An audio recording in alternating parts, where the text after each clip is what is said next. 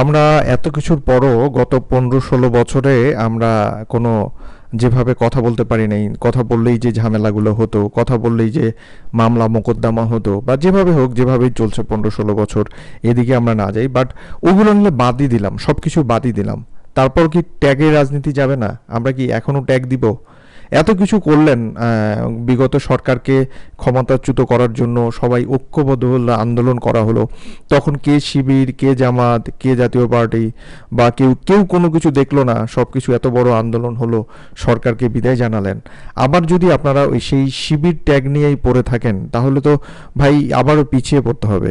তো এবার আসলে যে ঘটনা হয়েছে ডাকসুতে, কিন্তু আজকে সারাদিন যখন ইলেকশন হলো সেখানে আমরা দেখলাম যে বিশৃঙ্খল পরিস্থিতি কিছুটা তৈরি হয়েছে একদম মাঝপথে গিয়ে বা বাইরে। আসলে বেশিরভাগ ক্ষেত্রেই অভিযোগ এখন পর্যন্ত অন্য অন্য দলের চেয়ে সবচেয়ে ছাত্র দলের পক্ষ থেকেই কিন্তু বেশিরভাগ সময় এই অভিযোগ করাগুলো হচ্ছে ভোট কারচুপি এবং বহিরাগতদের আগমন সহ অনেকগুলো অভিযোগ কিন্তু তারা জানিয়েছে। এবং শেষ পর্যন্ত যেটা হলো যে শিবিরকে ট্যাগ দিয়ে ডাকসুর নারী প্রার্থীর স্বামীকে ছাত্র দলের হেনস্থা করা হয়েছে। একজন নারী প্রার্থী যার যিনি এই লড়ছেন এই ইলেকশনে, তার হাজব্যান্ডকে হেনস্থা করা হলো। আসলে এটা জিনিসটা কেমন হয়ে গেল না? আমরা যদি দাড়ি টুপি দেখলেই যদি আমরা শিবির ট্যাগ দিয়ে দিই তাহলে তো ভালো মানুষগুলোও আসলে নষ্ট হয়ে যাবে। তো এখানে অনেকগুলো ৭৩টা কমেন্টস পড়েছে এই জনকণ্ঠের এই পেজে, তারা একটা নিউজটা করেছে আসলে।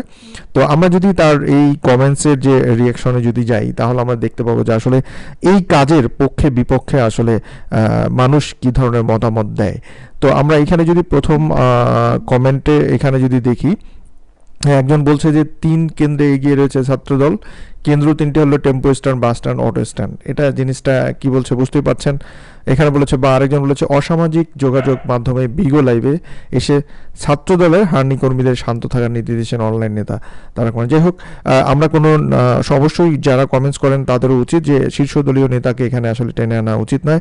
এখানে একজন বলতে বর্তমান সময়ে আলোচিত নুরা পাগলার ঘটনা উদ্বিগ্ন কিছু লোকের, নুরার পাগলাকে কবর দেওয়া যাতে এটা বলেছেন।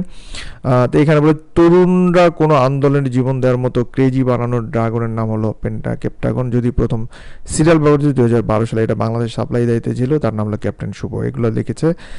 তাই এখানে হচ্ছে লীগ বিএনপি খারাপ কাজে বিখ্যাত, এই কারণে ক্রমান্বয়ে বিলীন হয়ে যাচ্ছে। এখানে বলেছে ভালো মানুষ মানেই শিবির একজন বলেছেন, এবং ছাত্রদল এখন স্বৈরাচারের হেলমেট লীগকেও ছাড়িয়ে গেছে এমন একজন বলেছেন। তারপরে এখানে আরও আছে, যারা চরিত্রহীন তারাই শিবিরকে খারাপ মনে করে, তাদের মধ্যে ৯৯% ভালো মেধাবী আছে। আচ্ছা, এখানে আবার আরেকজন লিখছে যে বহিরাগতরা ওখানে কি করেন এটা বলেছেন। আসলে উনি বহিরাগত ছিলেন না, উনি একজন প্রার্থীর হাজব্যান্ড, হয়তো সেই কারণে আসছেন। এখানে আরেকজন সাদিক কায়েম ভাই কিছুক্ষণের মধ্যেই নারায়ে তকবীর স্লোগান পুরো ক্যাম্পাস প্রকোপিত ইনশাল্লাহ এটা বলেছেন, এবং শুরু হয়ে গেছে। এখানে বলেছেন এতে সন্ত্রাসী কার্যক্রম, লীগ আর ছাত্রদল একই, এমনটা বলেছেন। যাই হোক, এখানে আমরা আরেকটু নিচের দিকে যাই, এখানে কে কী কমেন্টস করেছে এখানে বলেছে। তারপর এখানে শিবির বললে ট্যাগিং হয় কিভাবে, মানে শিবিরকে বললে আসলে কিভাবে ট্যাগিং হয় এমনটা বলেছেন। এখানে আরেকজন বলেছে এদের অবস্থা আওয়ামী লীগের মতো হবে, এমনই এখানে অনেকগুলো নিউজ এখানে আছে। এখানে বলেছে প্রার্থীর স্বামীর ওই জায়গার কাজ কি, ওইসব সাংবাদিকের নাটক বোঝা যায়, এটা লিখেছেন। তারপর এখানে বলেছে আজ ঢাবিতে সম্পূর্ণ ছাত্রলীগ স্টাইলে দাড়ি টুপি থাকায় একজনকে শিবির আখ্যা দিয়ে মেরে প্রক্টর অফিসে দিয়েছে ছাত্রদলের গুন্ডারা। ভিকটিম ঈশা ছাত্র আন্দোলনের প্যানেল নারী প্রেগনেন্ট প্রার্থীর স্বামী, তিনি নিজেও ঈশার নেতা, অর্থাৎ তিনি একজন প্রেগনেন্ট, তার যে ওয়াইফ এখানে আসলে প্রার্থী ঈশা ছাত্র আন্দোলনের, তিনি তার হাজব্যান্ড, তিনি আসলে এখানে এসেছিলেন এবং তাকে দেখে যেহেতু দাড়ি টুপি ছিল আসলে তাকে শিবির ট্যাগিংটা দেওয়া হয়েছে। এখানে বলা হয়েছে বেয়াদব সংগঠন, তারা বলে ডাকসুতে, তার ডাকসুতে কাজ কি উনি একজন বলেছেন। এখানে আরেকজন বলেছে প্রার্থীর স্বামী সেখানে কী করে বহির্গত অ্যালাউ না, এমনটাও বলেছেন। তো এইগুলো এখানে একজন বলেছেন তুমিও জানো আমিও জানি আমার শিবির পাকিস্তানি এমন। এখানে বলেছে শিবির হঠাৎ লীগ এবং চরিত্রে কোনো পরিবর্তন আছে এমন বলেছেন। এখানে বলেছে আমরা এখানে আরও কিছু আমরা মন্তব্য দেখতে পাচ্ছি। এখানে বলেছে আওয়ামী লীগ বিএনপি চেতনা ব্যবসায়ী ভারতের দালাল একজন বলেছে। এখানে বলেছে ছাত্র জঙ্গি সংগঠন ঘোষণার দাবি করছি। এখানে পক্ষে বিপক্ষে অনেকগুলো আসলে মানে এখানে কমেন্টস করেছে। তার মধ্যে আমি যদি দেখি নেগেটিভ পজিটিভ আপনারা সবাই এখানে কমেন্টগুলো দেখতে পাচ্ছেন মানুষের, তো রিয়াকশন এখানে আছে ফেসবুকের।